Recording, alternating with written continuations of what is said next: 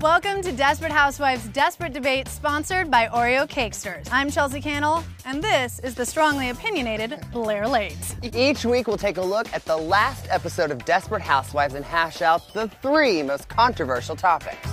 And while we are duking it out, we're going to let you decide who you think is right. Check you into the psych ward. See about that. Crazy. Age-old question: to dunk or not to dunk your Oreo Cakesters? I don't know about you, but I'm a dunker all the way. What are you talking about? Who would dunk it? It is an Oreo snack cake, not an Oreo cookie. It is on. Root for me during this debate if you're a dunker. No, it is all about team no dunking. All right, let the desperate debate begin.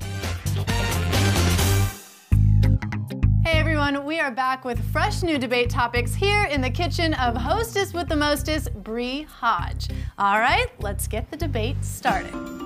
Well, Chelsea, speaking of Bree, what do you think she should do with her business? I want you to sign over your company to me.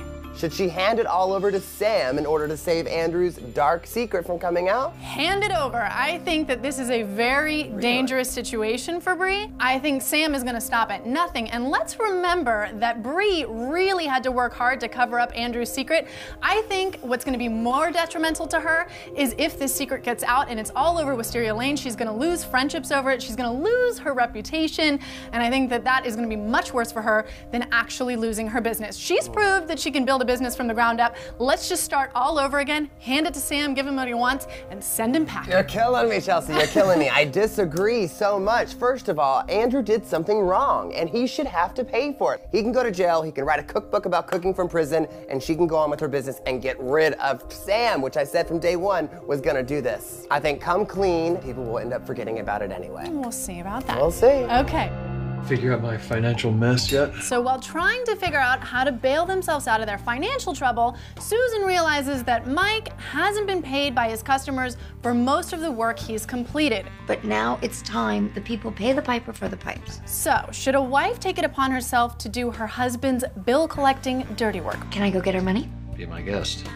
Absolutely not. First of all, Mike is a freaking plumber. If he can't take the responsibility of collecting his own bills to provide for his family, then he shouldn't be a husband in the first place. I think this is ridiculous, and furthermore, it's a bad economy. Everyone's having financial woes, so why is Susan's all of a sudden more important than all the other neighbors that she's begging for money from? I'm a little scared to touch this one, I have to say. You're so heated. But I have to tell you that he's asking for Susan's help. I think it is her duty as his wife to help him. He didn't want help in the past, now he wants her help. She's got to clean up this situation. It's clearly awful. Did you see all those bills on the kitchen table? Something has got to be done. Last time I checked, Chelsea, Susan is an art teacher and an artist, not an accountant/bill collector, so this is not her business. What is she supposed to do? Just go down with the sinking ship? She's got to do something, and listen, use the money that she has to provide for them right now that she got from the strip joint, period, in a statement. But this is work that he's done and he should be paid for. They're not in the wrong by trying to get the money. But, they're in the right. Too late. People should have paid them. Sorry, you snooze, you lose.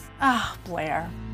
Patrick is now demanding that Angie build a bomb that could potentially kill many people so that she can save her family of 3. And who cares if we kill a few loggers in the process, right? So should she make the bomb and save her family or refuse? I don't really know what I would do in this situation. It's terrible. I think if I could have it both ways, I would try to start building the bomb to save my family, and in the meantime, hopefully find someone to help me, hope that somebody notices, and not actually get to the point where I finish building the bomb so that it's not gonna hurt anyone in the future. But I fear that if she doesn't start building the bomb, her family's done. The family should sacrifice themselves for the other people, because the bottom line is 3 people versus a lot of people is a big difference. I'm sorry, they've been running away from this guy for 20 years. They got caught. It's time to go to heaven, eat some Italian food, and let these other people live. It's ridiculous. I think this is a really bad situation, but there's no other choice. Blair, I think that's completely unrealistic. I mean, how are you just gonna say, okay, everybody goes, I guess, it's sorry not, guys. Okay, it's still a hard thing. You're dealing with your family. I mean, how do you just let them die? At least I answered the question, Chelsea. I don't think it happens. Controversy today, Chelsea, and you couldn't answer a question. I answered all the questions, and realistically, might I add. I gave a side, you didn't. I absolutely did. I thought this was called a debate. And I think I won. Right. Check back next week for the final Desperate Debate of the season finale. We'll see you then.